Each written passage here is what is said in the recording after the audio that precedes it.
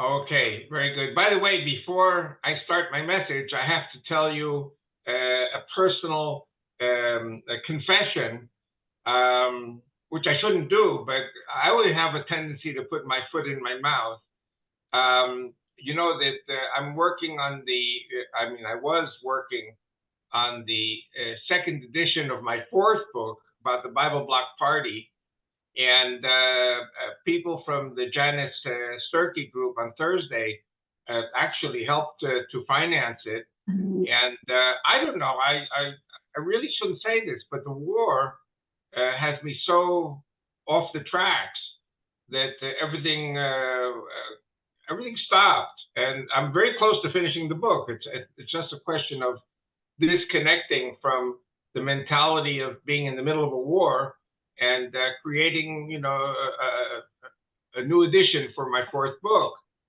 Anyway, there's a story. I don't know if it interests you, but in the end, I think it will interest you. When I moved to Israel in 1968, I immediately got involved in the what we call the partisan settlements. In other words, 1968, right after the Yom Kippur, after the Six-Day War, all of a sudden Israel finds itself holding all these lands in Sinai, West Bank, Judea, Samaria, Golan Heights, Gaza, and there was this massive move for settling the areas. But before that happened, there was something called the partisan settlements.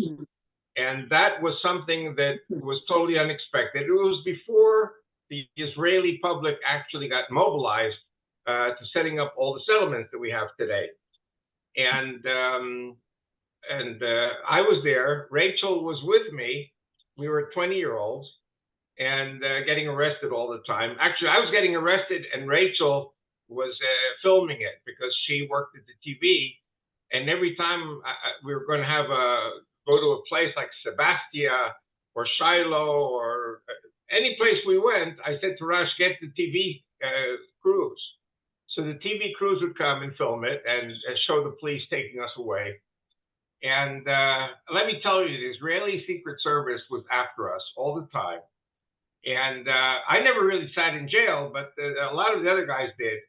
And you have to understand that we were all people. I had not yet been in the Israeli army, but all the others were officers in the Israeli army. And they said, no, Israel has to return to its land and we have to have settlements. And anyway, so I did what I did. And then when I went to the university again, I was in university all the time. And I got elected head of the Likud students in 1970-71. And I have a picture of me and Begin and Gershon Solomon doing TV. Also, Rachel got me the TV footage. So I turned it into a YouTube DVD. And I have it somewhere. I mean, I never really thought about it too much. Anyway, so about 6 months ago, a gentleman calls me. And I was sure this guy was a Shabak, a Shin Bet investigator, investigating my activities 50 years ago. And the way he asked, it was so aggressive. And he knew so much about all of us from 50 years ago, including a very dear friend of mine who died of cancer. And I gave him all the answers he wanted, and it confirmed things he already knew. And 2 days ago, I get a call from a couple who were part of the group. And they said to me, oh, we need money to bring the book out. I said, what book? I said, well, Elchanan Shiloh, the one who interviewed you, wrote an in-depth survey about what you guys did, what we did 50 years ago. And it's being published by Bar Ilan University. But it's being published through its auspices, but we have to pay for it. And so I told Aaron. Aaron also is getting involved in this. And so to make a long story short, I spoke to Elchanan Shiloh, the author of the book, and I said to him, what's all this business about, you need $2,000? This is nothing. My son and I will cover it. And then we talked a little more. I said, you know what? Is the book coming out in English? Because I said to him, there are a lot of Christians who have been saying to me, Avi, we need a new book. So this is a history book about the earliest settlements being set up by people like me and others, and Rachel. And it tells the stories of all the people who were involved and how we settled. And then we were arrested and removed by the army, which was, of course, at that time in 69, 70, 71, it was all Labor Party. And Moshe Dayan was furious with us. I mean, this is history. This is interesting history of a group of wildcats doing all kinds of crazy things. And so I said to Elchanan, hey, let's bring the book out in English so I can offer it to the Christians in America. He said, okay, but translating costs a lot of money. I said, well, I was a senior editor and translator at the Prime Minister's office. I'll translate the book into English. So I'm very excited. So what happened was, today, the whole day, I'm thinking, I've got to get the book finished about the second edition of my fourth book about the Bible block. So today I went back to work, and this gave me the impetus. This broke the ice regarding Avi Lipkin cannot write a book because there's a war going on, and I'm constantly watching TV and radio, which is crazy. As you all know, there was supposed to be a war last night, and now the Iranians said, well, we're going to hold off with the war until Thursday to see what happens with the ceasefire talks and release of the hostages, which I believe will never happen. But anyways, I want to tell you, so now I have 3 books that I have to finish. I have to finish the book about the Bible Block Party with the most latest news. I have to write the book about Turkey. By the way, Turkey, you all know a few days ago, they said they're going to invade Israel. So most people don't understand what Turkey is all about. So I have to write a book about that. And then, of course, the third book, which is about the partisan settlements in the 1960s and 70s when I was just a young kid. So I'm very excited because I have so much work to do. And God willing, I don't want to swear, but if God allows me, I'm going to finish all 3 books in the coming months. And then who knows when the war will be over, but when the war is over, I will make sure the books are printed and I bring them with me to the States. So I'm very excited, and I hope you all are also. So, I mean, you'll have to think about it and decide if you're interested. It is very exciting because we could see how God has got you out of the slump. That's what well, you know what? Many times in the army, especially if you're in the Marines, you need a good kick in the butt to do what you have to do. And God is my Marine sergeant, so no. Yeah, that's a good kick. Good for you. I am excited. Yeah. So, but I have to tell you, the last few weeks I've been very depressed. Very depressed because Hezbollah, Iran, even the United States. The United States sends this super duper submarine with 154 what's the name? Tomahawk missiles, and they can erase Iran, they can erase Lebanon, and they can erase Israel. The United States Navy can erase Israel if Israel doesn't do what the U.S. says. And you all know this is the testimony I received from a pastor in the Pacific Northwest who was a candidate to be a submarine captain, and they asked him what would he do if he was ordered to launch a nuclear strike from the submarine on Tel Aviv. And he said, well, what God never said in the Bible that Israel would be nuked. And secondly, I wouldn't want to be on that submarine because God would destroy the submarine. But there are so many Muslim commanders in the Department of Defense, so many Muslim people in the State Department, so many Muslim people as top officers in the American military. So, you think it's wonderful to have ethnic diversity, but these people are sworn to the destruction of Israel. This is not Christian America anymore. This is now Muslim America. And the Christians are silent. So I've been very, very depressed. And what is a 75 going on 76-year-old guy like me going to do? The only thing I can do is do Zooms and write books. So that's what I'm going to do until I can come back to the States. Anyway, so getting down to the message itself, we are all hyped up. We're all ready for the war with Hezbollah and Iran. And what Rachel says, what she understands, is that the United States cut a deal with Iran that Israel would not attack Iran, that Israel would not attack Hezbollah, and that Israel would do exactly what the Iranian-American alliance tells Israel to do. So we're very upset about it. I'm sure you in America really, really don't get to the bottom of the story, and that's why it's so important that we do these Zooms. So, like I said before,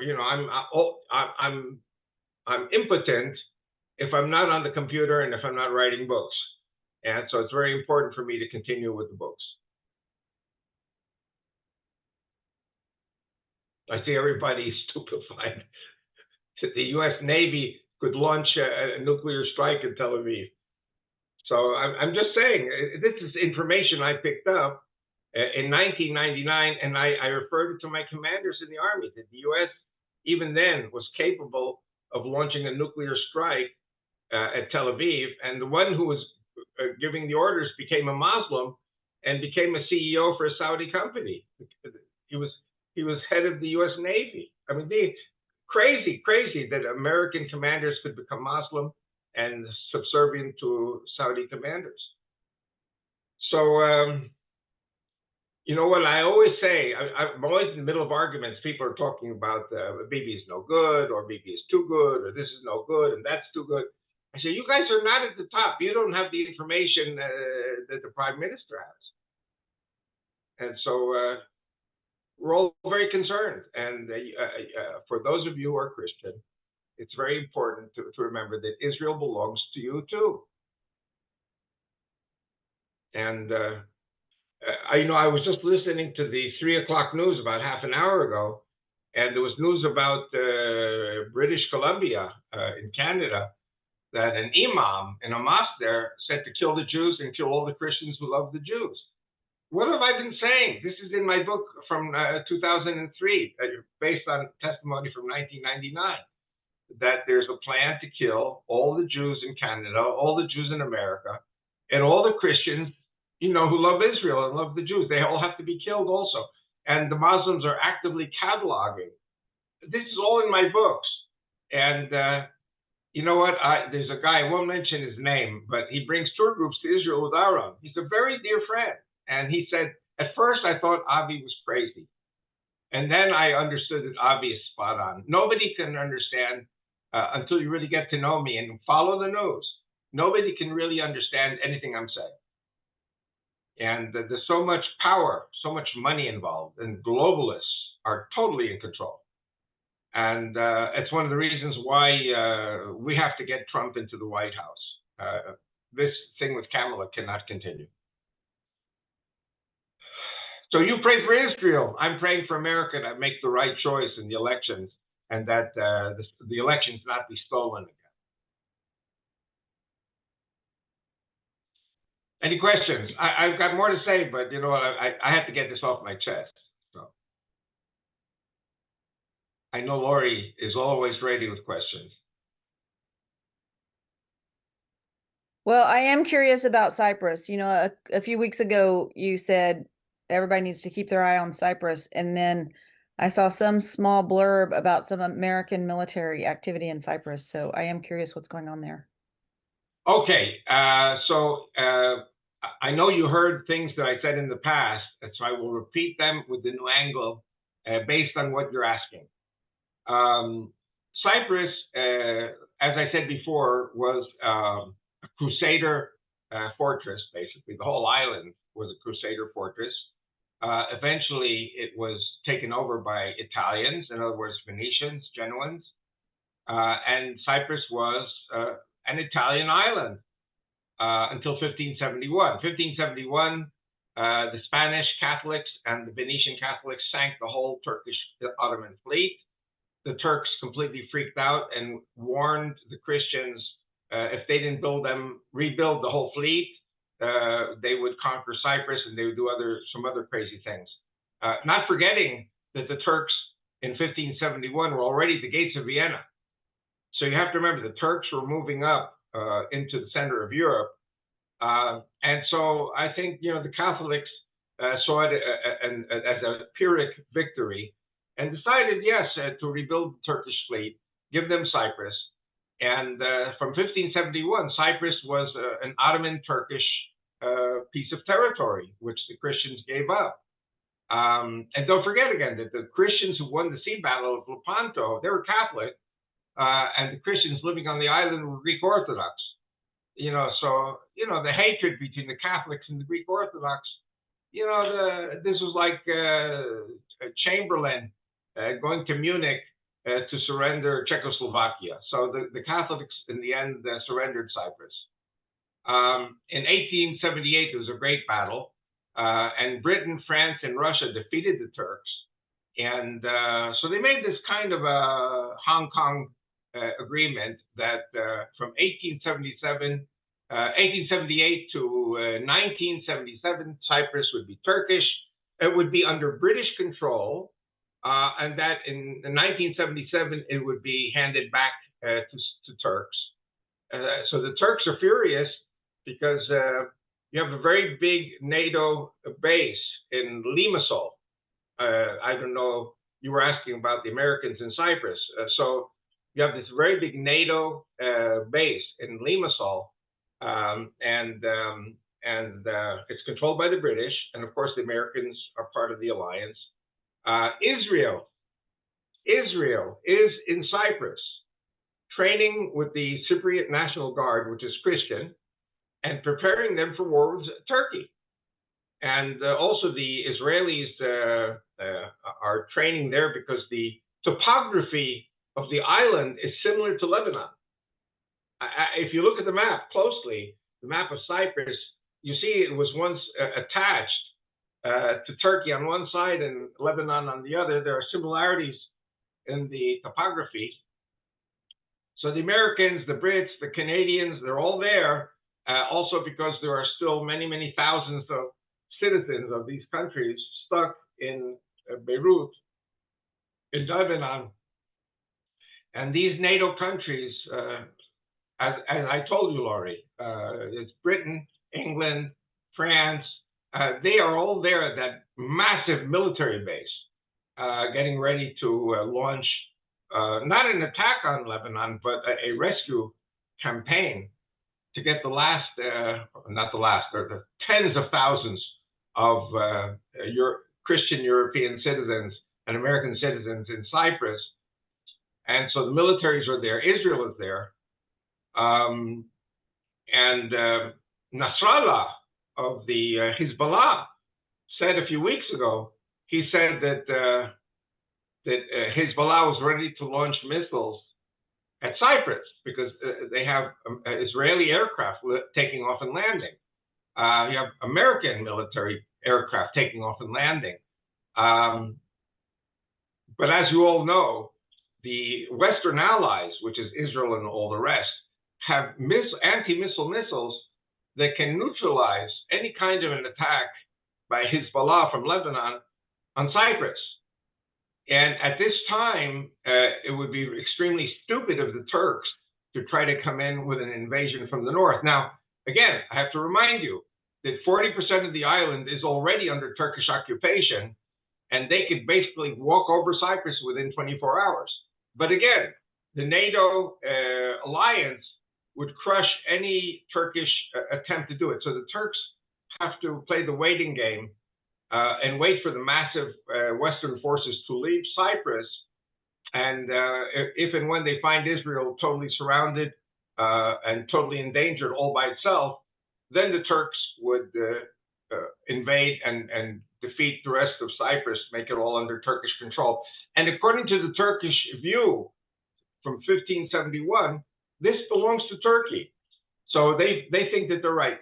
The problem for Israel, the two problems for Israel, is that this will destroy the gas pipeline going from the Israeli and Cypriot gas fields up to Greece and from Greece to Italy, because this could provide, in lieu of the Russian gas going through Ukraine, this could provide Europe for the winter with gas to heat homes. I mean, this is a very serious strategic plan by Israel, Cyprus, and Greece, an alliance. The Turks don't like it. The Turks say, no, you have to negotiate with us because Cyprus belongs to Turkey. And this is something that the media doesn't talk about. Well, Avi Lipkin does. God gave me so much information about Cyprus that and I've been there so many times, and I have friends there, and I have so much in-depth information also about the gas fields and things that are, that Israel is doing in alliance with the Greeks. So it's going to be interesting to see where this all goes. Did I answer your question, my dear? Yes, thank you. Good, Laurie. Anyone else?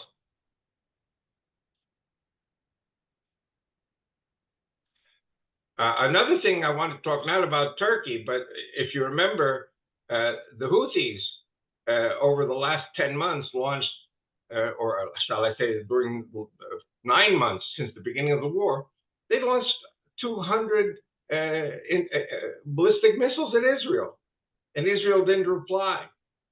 And then all of a sudden, out of the clear blue sky, the Israelis sent, I think it was 18 fighter aircraft being refueled in midair in both ways, and kicked the heck out of the Houthis. The Houthis have been quiet ever since.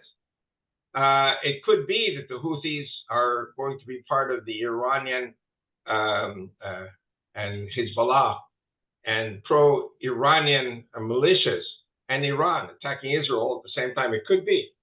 So we have to see what happens on Thursday, because if there is no progress in the ceasefire talks, Iran has said that after that they will attack. And the question is, Israel is being told by President Biden, don't.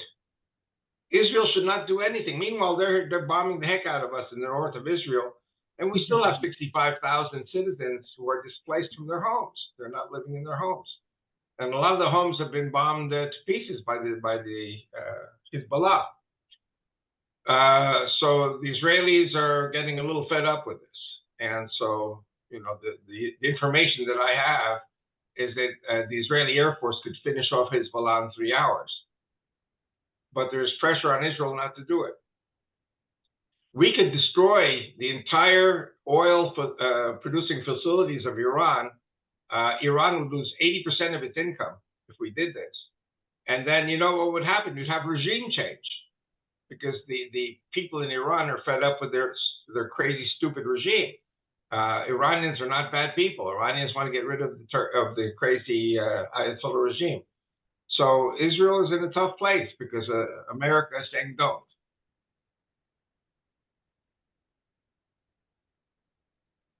So that's regarding the Houthis. And why am I mentioning that? Because the situation in Gaza is that the original estimate was that there were 30,000 fighting men in Hamas.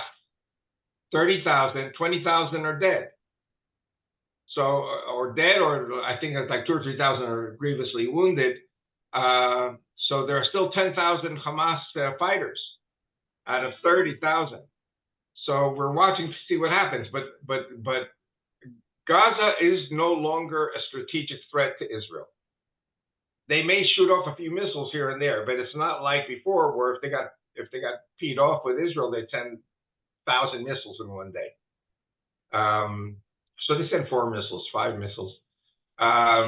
So one of the tentacles of the octopus, Gaza, has been neutralized by Israel. The Houthis of Yemen have been neutralized by Israel. Now we have Hezbollah in Lebanon. We have the Iranian and Syrian, the Iranian-backed militias in Syria and Iraq. So, we're watching patiently what's going to be. This is grinding on the Israeli nerves. This is something which we're doing what America is saying. And we just hope that the Americans are not stabbing us in the back for a deal with Iran that that Israel won't attack. We have to destroy the military capabilities and the nuclear capabilities of Iran. And I'll say another thing, without going too far. We're talking, for example, that Israel, by making an agreement with Cyprus, is going to lift the entire Cypriot economy. If we could get rid of Hezbollah, we could lift up the entire Lebanese economy. The Lebanese would have a life. The Christians want us. The Druze are fed up with Hezbollah. They want us. The Sunnis in Lebanon want us. So that's more than half the population of Lebanon. But the people who are ruining everything are the Iranian-backed Hezbollah. And like I said before, meanwhile, the security zone we used to have is gone because we had a stupid prime minister by the name of Ehud Barak, who withdrew, threw the keys away. So now the security zone is in the north of Israel, not in the south of Lebanon. So we have to literally go in by force, liquidate with our Air Force, liquidate the Hezbollah, then have a ground invasion going in up to the Litani River, and make sure that the Israeli homes are at least 10 miles away from that front line. And if Hezbollah decides to keep sending missiles, we won't stop at Litani. We go to the Awali. We've done it before. The Awali River is a parallel river more to the north. So listen, we've been at war almost a year now. So this is something which is not easy for all of us. More questions? Otherwise, I keep jabbering. Avi, it's Angela. Oh, my dear Angela, how are you? Hello, hello. Shalom, shalom. Yes, I was just thinking about the Houthi rebels. And I don't know if it was widely out there in the news, but it's concerning that they took control of the United Nations Human Rights Office in Sana'a, seizing documents, furniture and vehicles and other stuff. And obviously they take broader action with targeting shipping, etc., in the Red Sea. But the UN don't seem to say anything about this aggression or have any plan to deal with them. Clearly, they're against any foreign entities in the region, any foreign nations acting in the region, and it's just concerning that our own prime minister, our own government, this new government, have withdrawn the agreement to sell arms to Israel. I mean, not that we sell much to you anyway, but it just seems like that is Israel does have an unequivocal right to self-defense, and that is enshrined in international law.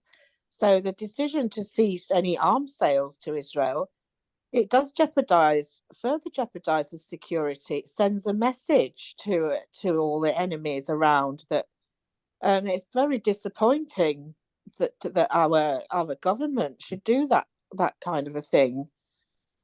Is any of this, what is Israel's take on the UK at the moment? Do you just see us as another where we should be an ally, and you're our ally in the region? How are they offended by this? And is it in your news at all? It's in our news all the time. Right. Listen, the great blunder, the great mistake being made not only by Britain, but by all of the European countries almost, is to surrender to the Muslims, because the Muslims bring in workers and they bring in money, they bring in investments. And we've been following this in Israel a long time. And, I don't have to tell you, I personally cannot go to England anymore, because it was on TV last night that the British police are saying that they are searching through the internet for all the people who speak against Islam. And all American citizens in England will be expelled if they talk against Islam. Well, that's me. Wow. Canada will not allow people like me into the country. Canada. I used to go to preach in many churches in Canada. France now, with their leftist government, is not good news for Israel. My answer to all that is that I believe politics is a pendulum. In every country, there's a pendulum. And the pendulum swings right, and then it swings left, and then it swings right, and then it swings left. The left, in every country, including the United States, is looking for the Muslim vote. That's Canada, that's the US, that's France, that's Britain. So we are now in a difficult stage. The military of Britain, though, just to let you know, is still an ally of Israel. So the British are there in Nicosia and in Limassol and Cyprus, working with the American military. And there are things there that NATO decides which override a socialist government in London. Right, okay. The same applies in France, I believe. I don't know. I see China. I think what we are being told in the Israeli media is true to a great extent, that the great enemies now are China, Russia, and North Korea. Israel is a very small player in all of this. Israel could be the trigger, but Israel is a small player compared to what is really at stake. And what's happening now with the Ukrainians, that they've had this surprising blow at the region of Kursk, which was the site of massive tank battle, the most massive tank battle in World War II history, which turned the tide against the Nazis. The Russians defeated the Nazis. So the Ukrainians took Kursk. The Ukrainians now are halfway to Moscow. So I think that the Americans and the British and the French, NATO, are letting, they look at, I think they look at the politicians, the left-wing politicians, as amateurs and kind of overriding. I'm very sad, personally, that the Conservative Party in England was in power for such a long time, and it went to their heads, and they became very arrogant and very cocky, and they made stupid decisions. England is a very unusual country also, because if you have a leader like Johnson who goes to these parties and misbehaves, I mean, he's the prime minister, and then he lies about it. These are things which cannot be tolerated in politics at all. In America, you have a senile president. He has a son who's a crack user, a drug user. Everything the Democrats do is permissible. They can lie on every subject, and they still have their automatic voters. So I don't know what's going to happen in the November elections in the United States, but I think Trump will return, so the pendulum swings back to the right in the U.S. I think at some stage the Canadians will wake up. Trudeau actually converted to Islam. I don't know if you know that or not. Well, I'd heard that, but I couldn't find anything to verify that. But yeah, I can see quite possibly he has, but I'm shocked. Yeah. People are talking about a civil war in England because I don't want to use racist terms, but the original white people of England are being overtaken by these Muslims, and there are people calling for civil war. There are people talking about possible civil war in the United States, God forbid. And I say, God forbid, in England. Well, I think in England there's a great fear because, I mean, it's ethnic, really. I think in like certain northern places, it's Hindu religion don't get along with the Muslims and the Sikhs, and they're all sort of against each other. And we've just been watching what's been happening in Bangladesh, which is... By the way, I have a very dear friend in Bangladesh. He's a Hindu. He's married to a Christian lady. So, he's obviously very open-minded.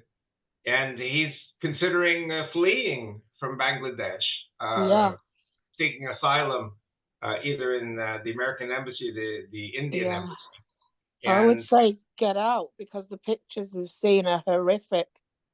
anyway, the prime minister who fled, Husseina,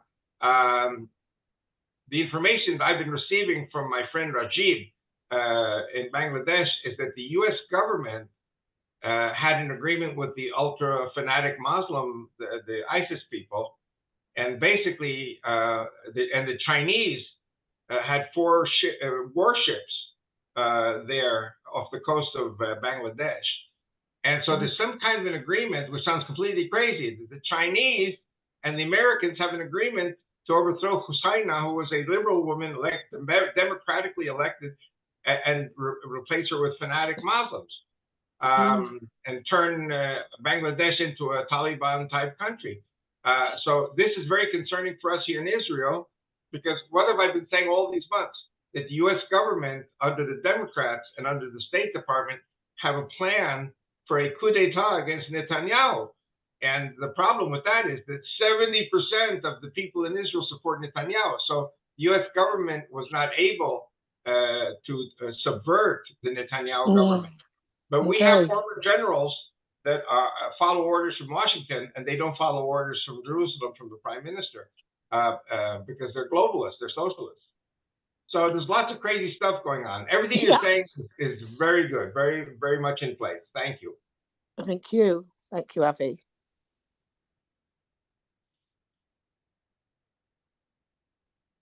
By the way, I'll say also, I'm very surprised, unless I'm not getting the information myself, but I'm very surprised that the right-wing American internet sources are not talking at all about the overthrow of the Bangladesh government through the assistance of the American government and the Chinese military. What's going on here? What kind of a deal is there between the President of the United States and the Chinese military, Chinese Navy? I mean, why would Husseina flee from Bangladesh? She was elected democratically by the majority, and somebody in the American government has a dastardly deal. Why aren't the Republicans talking about it?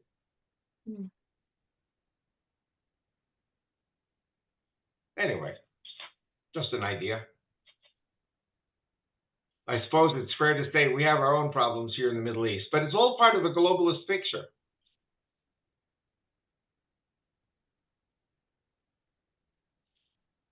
Maybe Yeah, it's it's very puzzling. It is very puzzling, and I really don't know.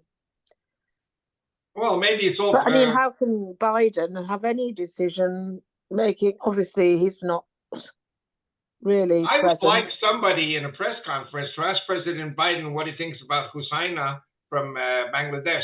See if you ever heard of Bangladesh. Yeah, I don't think he'd have a clue. Do you? I don't think he has a clue. Correct. No.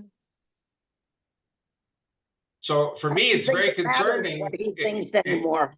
You know, I have to tell you, for the last 35 years, I've been praising the media for being so stupid that it allows me to make a living giving lectures on what I know.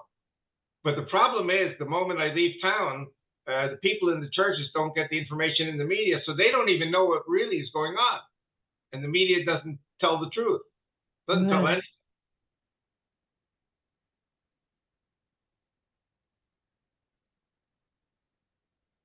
Anyway, I'm glad we have these chats. At least somebody is listening to me. And then when Lori gives this over to my son Aaron and he posts it, we got 3,000, 4,000, 5,000 views. So I'm very happy about that.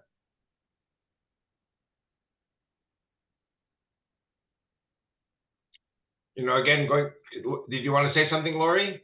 Well, I was just going to ask about the people from the north who are, displaced and I guess have been in hotels for 10 months now and all over the country, right? Yeah, all over the country. Like, what's their life like? What's it,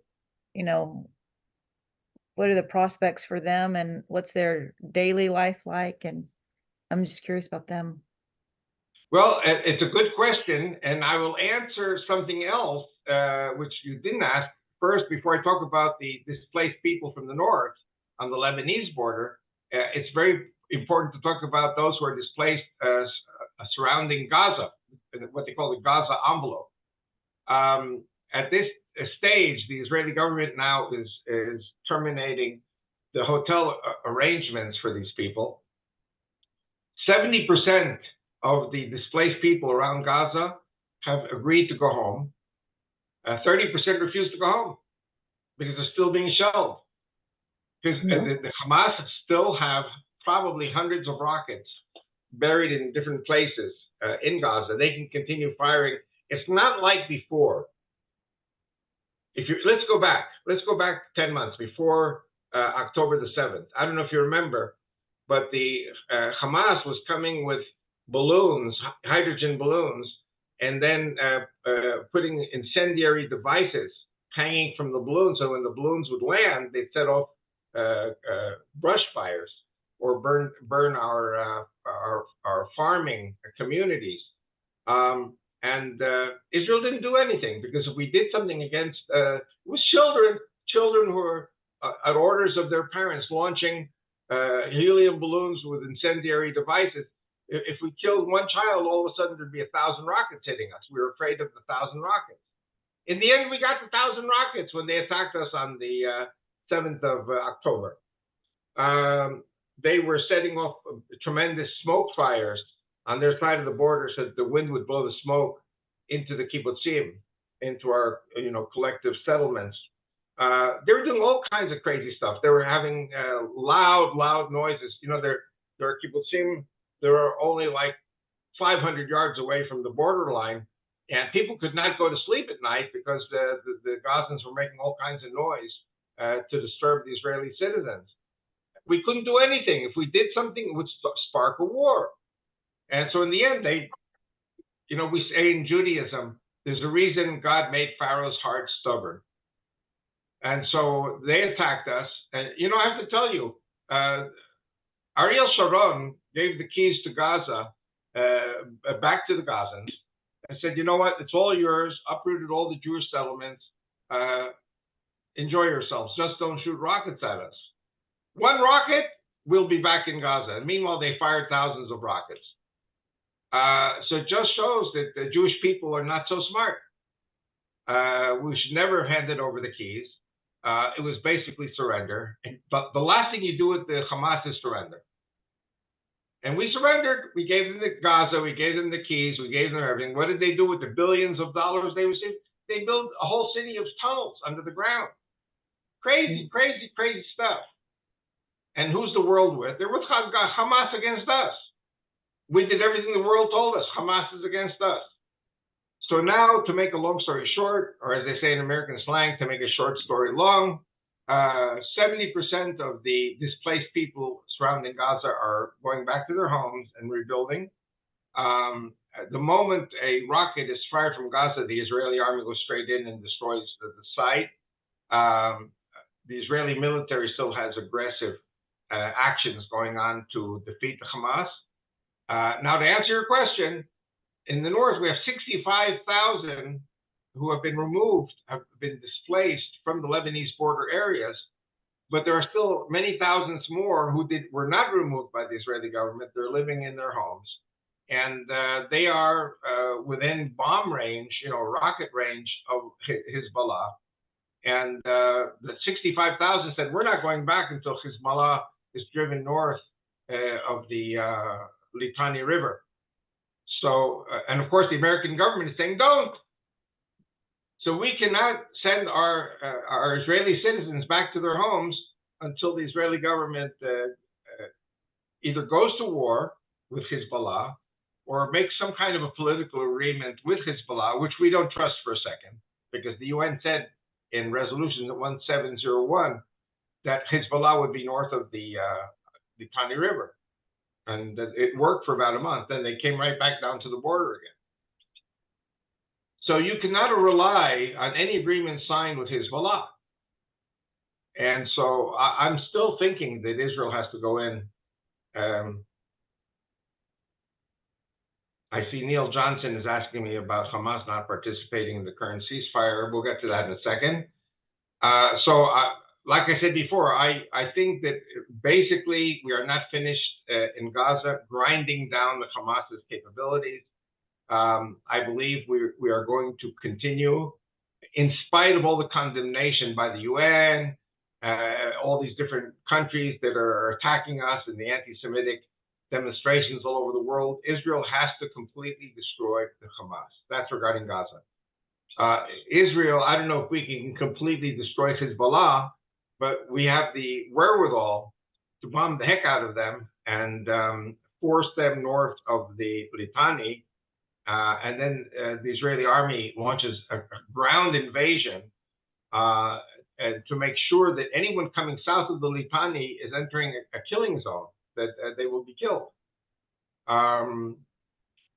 I personally think, and you know, you all know me with whom I belong, that we will have a resettlement of Gaza with Jewish settlers, and we will have settlement of the Lebanese security zone. You cannot have a security zone without having settlers living there. The Israeli army cannot be there with no settlement backing them. The settlements back the army. And I said this before, without preaching in the church, I'm just saying, we are fulfilling little by little the borders that God intended from us. So Gaza is back within Israel's borders. The south of Lebanon will be back in Israel's borders, maybe more. We may go up to the Awali River. Awali is one step further north. Hezbollah wants to play stupid. They're going to be smacked. The Christians in the north don't want a war, but they're with us. The Druze are not happy with what the Hezbollah did to their 12 kids in Majd al-Shams. I'll say another thing also. I can develop a whole lecture on the Druze. And again, I don't know if you remember, but I spoke about this in the past, that there is an area in the south of Syria, not far from us, called Mountain of the Druze. And there's 700,000 Druze there. And their relations now with the Shiite government in Damascus are not good. And 10 years ago, the Druze were saying to Netanyahu, conquer the south of Syria. Okay, now you're following me. Conquer the south of Syria means we're getting very close to the Euphrates River. If you don't conquer the south of Syria to defend our people on the Mountain of the Druze, then let us go. Let us go ourselves, Israeli Druze. Give us weapons, or let us take our weapons, and let us go ourselves to volunteer to defend our brethren. See, Druze are like Jewish people, and they are caring about their own. And they asked Netanyahu, we have to conquer the south of Syria to defend our people. So what did Netanyahu do? It was actually very brilliant. He went to Moscow and he convinced Putin, to send the Russian army into Syria. And as you all know, the Russians are very merciless. And the Russian target was the Sunnis. So, so now the Russians have their own problems in the Ukraine. And the Syrian government is saying to the Druze, no way, Jose, we can't help you anymore. And the Druze face annihilation on the Mountain of the Druze. So the Druze come to Netanyahu. Okay, now the moment you talk about the Druze in Israel going to fight for the Druze of Syria, who's watching? The Druze of Lebanon. So the Christians of Lebanon, the Druze of Lebanon, the Sunnis, they're all united in their hatred of Hezbollah. So this is something that we have to watch very closely. And the United States is so afraid of this becoming a regional war. But the bottom line of the regional war is Hezbollah is destroyed. The Lebanese government can then start to rebuild the economy. Israel will help them. You know, we gave the Lebanese territory in the Mediterranean Sea so they could explore for gas, natural gas, and hoping that Hezbollah would respect that. No, Hezbollah doesn't respect anything. They get their orders from Iran. So let me tell you, one of my dreams in life is for Lipkin tours to take groups to Beirut. So one day we will see. We'll have tour groups to Beirut, to Damascus, if it doesn't get destroyed in a day. The Middle East is a very small area, and We have some really wonderful tours. You said that Avi's crazy. Yes, I'm crazy. You know, Ben Gurion used to say, whoever doesn't dream is not a realist in the Middle East. Questions? You had the question from Neil, Avi? Do you remember what it was?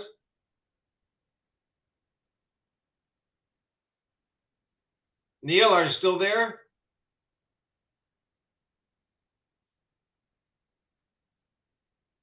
I think it was about the ceasefire.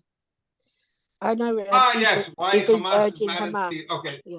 Listen, situation with Hamas is very simple. Hamas will not make a deal, period. Hamas, almost all of the hostages are dead. We're going to be getting bodies. And for that, we have to surrender the Philadelphia road bordering with Egypt. We have to give up the Netzarim road in the middle. We have to give up all our strategic achievements. Hamas has not changed one iota from their original demands. And the hostages, dead or alive, are the insurance for the life of Sinwar. And he's not ready to leave. Israel has said we are ready to offer him asylum in any other country. Just let him leave, so that we can organize humanitarian administration there for the people. And you know what? I don't want to say my heart bleeds for the Gazans because they're all criminals anyway. But if we want to make peace, we've got to get rid of the Hamas. You cannot pacify West Germany until you get rid of the Nazis. So the Nazi Hamas has to be completely destroyed. And Sinwar wants he doesn't want a deal, because the moment he has a deal, he's a dead man.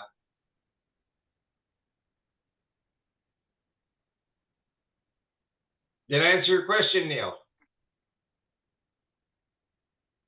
Yes, Avi, you did. However, I just wanted to ask about, so your opinion is that it's self-preservation by Yahya Sinwar, as opposed to thinking we're gaining ground, we're going to win, whatever else he may think. Yes, well, Yahya Sinwar, his game plan from day one was to spark a regional war. And so the U.S. approach is, no, the U.S. doesn't want a regional war. U.S. at first wanted to just leave Sinwar alone, let him play in Gaza. But the problem is that's a threat to Israel. So Israel is simply grinding down the capabilities of Hamas. And we're waiting to see what we do with Lebanon. We're waiting to see what we do with the militias from Iraq and Syria. We're waiting to see what happens with Iran. But the fantasy of Sinwar was that all these countries would attack Israel simultaneously. And the Iranians say it to this time.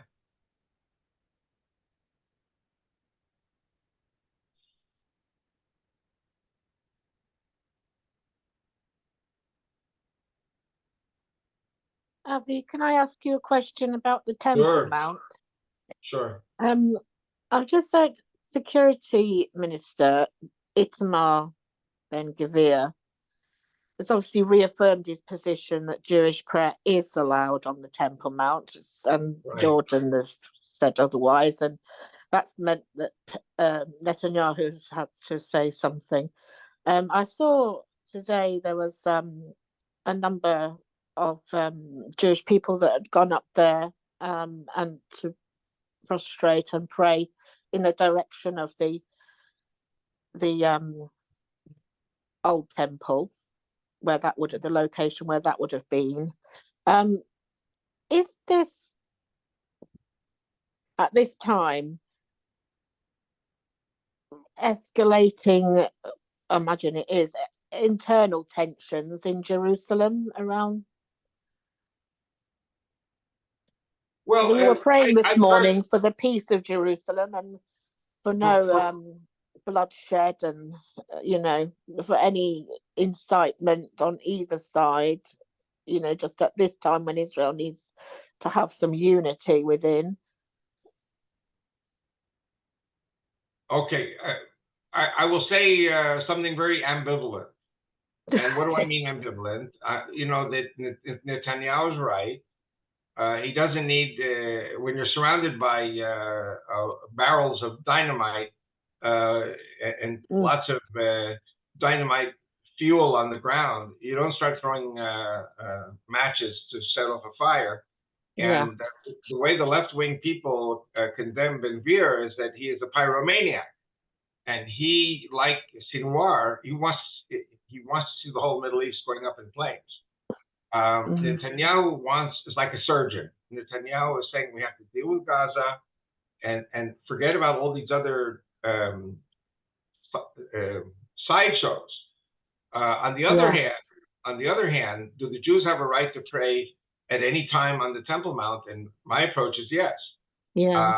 But sometimes, you know, let me draw a very crazy comparison. If you are in the Secret Service, many times you think you can do something, and you can do it, but you don't know what the outcome will be from other perspectives. And I think Ben-Gvir is a little one-sided, myopic actually, in how he looked at things. Listen, the responsibility of the prime minister is to defend the country and prevent an all-out war. We may have an all-out war anyway. We don't know. We may have an all-out war. But why provoke it with a pyromaniac? I just found him a bit. Personally, he's a bit I have of a to tell you, I've been sideshow. up on the Temple Mount many times. And my son goes up there all the time. There are times that you can go up and pray and not bother anyone. At this time, everyone is watching us under a magnifying glass. Sensitive day as well, you know. And you never know what straw could break the camel's back. That's it. I just thought, oh, dear me. Listen, my approach regarding Netanyahu is let the guy do his job. Stop throwing firecrackers in his way. Thank you.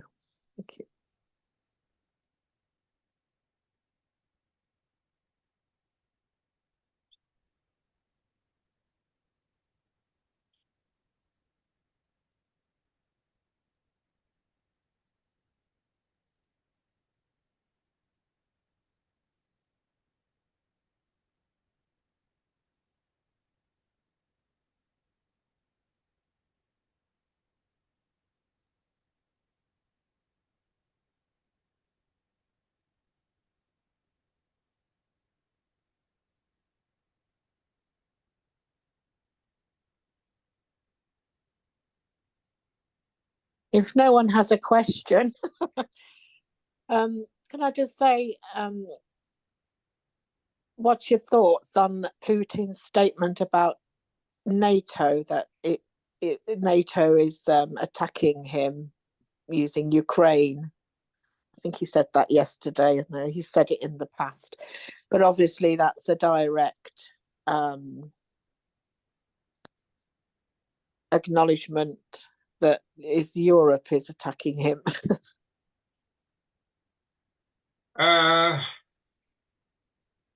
Listen, Ukraine is costing America and costing the Europeans a lot of money. You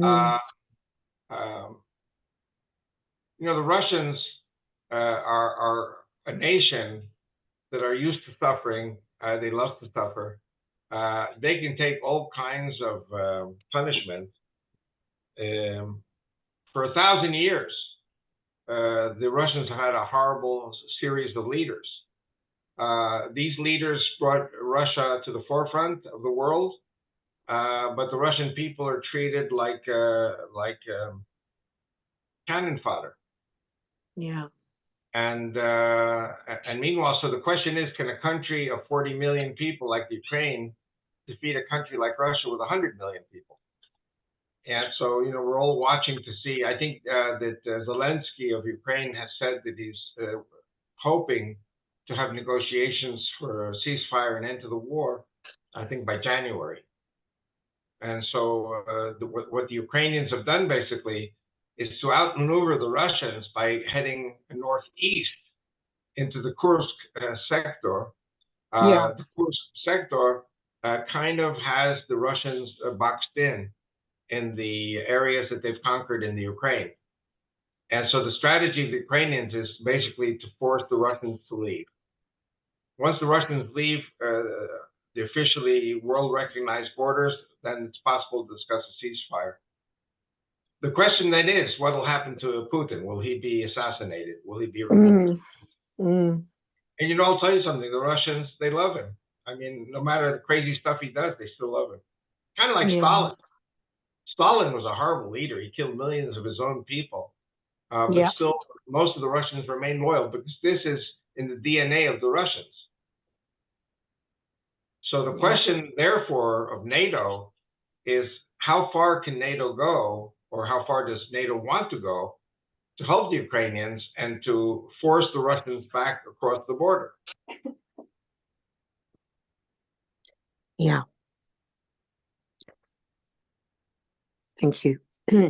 That's talking, by the way, as a Sovietologist. Yes. I know. Also, by the way, an interesting point that was in the news, you know, Israelis are now very careful to which countries they go for tourism. And many Israelis are going to Georgia and to Azerbaijan, is it? Yes, Georgia and Azerbaijan. And they're being told by the Israeli government to leave immediately. Because these two countries, not because of Islam, because these two countries border with Russia. Yeah. And so there's a fear that the Russians might do something crazy and invade Georgia, Azerbaijan, and then the Israelis there would become hostages. Yeah, I saw that. Yeah, it's a big So, you know, concern. we cannot underestimate what the Russians might do.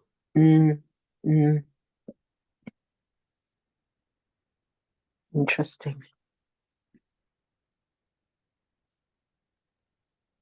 See, I answered a question that you didn't ask. Okay. By the way, there's another sidebar that there are rumors that Russia is going to invade Kazakhstan and bring it back into the fold of Russia, as it was during the Soviet Union. So that's also something we have to watch. It might be that because of NATO's support for Ukraine, Russia will not be physically able to take back Kazakhstan, at least not at this stage. Yeah.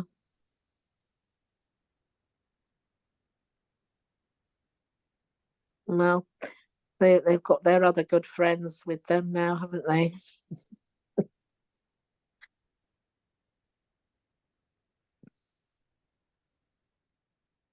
By the way, I said to my wife that I'd love to go back to the UK and go to the island of Jersey, where you are.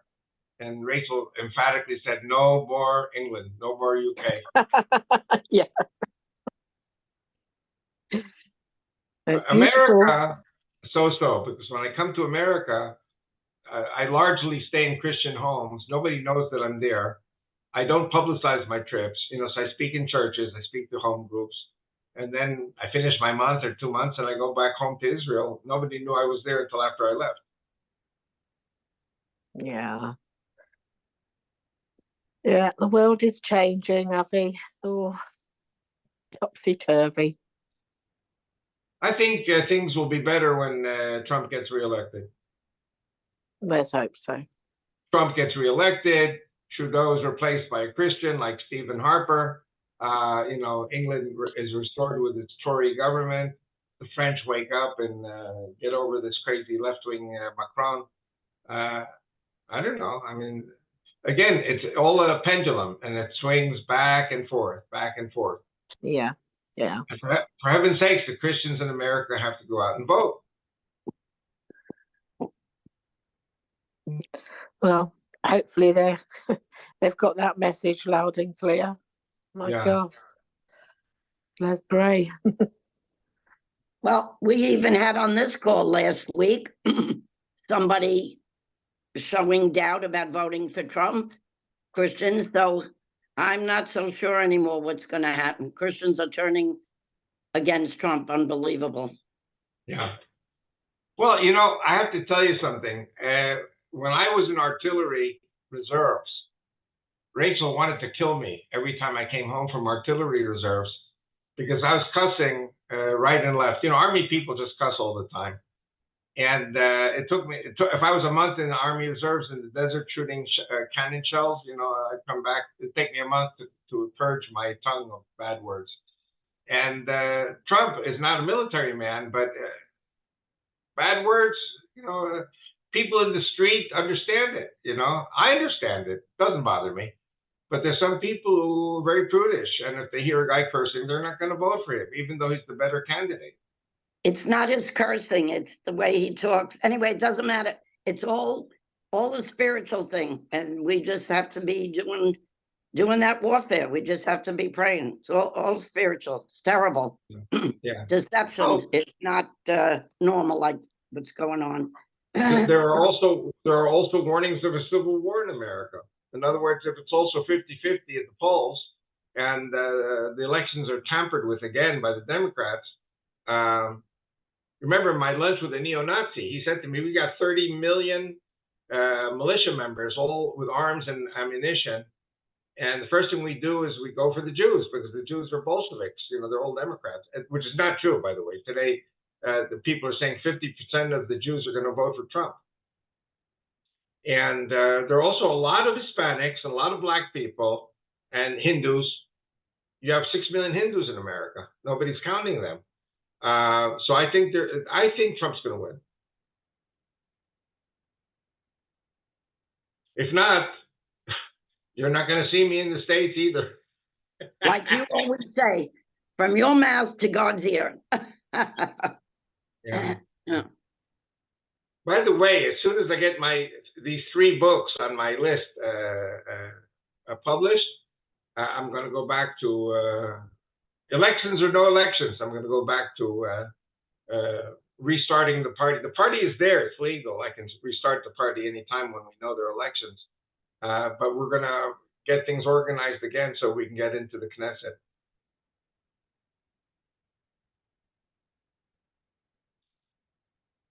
So if I get elected to the Knesset, I will only come to the States if I'm sent officially by the Israeli government.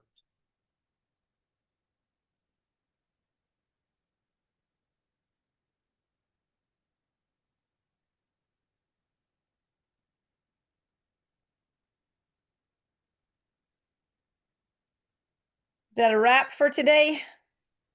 Yeah, I think we're good. As you all know, I have my Zoom in 20 minutes with Brand Fricker and God's Learning Channel in Odessa, Texas. And I don't know if it's live. I think it's not on live. I think it's live on Facebook, and then they air it tonight or tomorrow night on TV. So I know I see Elizabeth is here, so you can watch it on the TV tonight or tomorrow. Or go are you on Facebook with Brand Fricker? No. Okay, so you'll see it on GLC, and I'm sure they'll replay it. So anyway, so good to see you all and pray for us. We thought there was going to be a war last night, and Yes. the Iranians announced that they were postponing the war until after Thursday. So we have another week of industrial peace. We'll pray Thank for you, Avi. Thank you, Hi, Avi. Donna. Shalom, Hello. shalom. Thank you, Avi. Shalom. Shalom, y'all, to God everyone. bless. Bye, everybody. See you next week. Bye. Thank you. Love you.